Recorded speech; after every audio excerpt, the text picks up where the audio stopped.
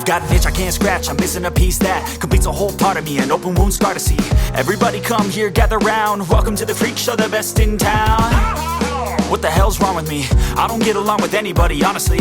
I've been living in my own head constantly, thoughts jumbled round, think I need a new lobotomy. Wait, all these thoughts are too negative, I don't wanna get lost in the sedative. Gotta show them what I got, I'm competitive. You know I'm about to go off, I won't let them win, I'll take a stab. I wanna chase a bag, I wanna weigh, I can change all the things I lack. I gotta face the facts, I got a taste in that. Got me obsessed with the rest, I got an itch to scratch. Lonely now, I'll give up everything. Daunting though, if I could see my dreams, I'll make things right. 'Cause I'll do anything to make what I want a reality. Don't let go,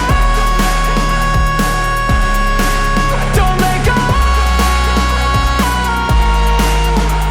I'll make things right. 'Cause I'll do anything to make what I want a reality. I just wanna find a way out, sick of the venom in my brain. Running from the past, wanna escape my pain. I just wanna be a better person, I deserve this, I just wanna break these chains. Always destined for greatness, true to myself, I never fake it. Seen too many once that I so they get famous. And when I say the truth, most really can't take it. In spite of everything I've been through, I'ma make it. Fake friends, but on my downfall is toxic. Day one, started to outlaws for profit. Now all I do is write verses, no talking. All I do is put the work in, no option. This was everything I ever wanted, created a legacy off of me, just being honest. And the fake ones hate, but it's all to no avail. They wanna see me lose, but you know I never fail.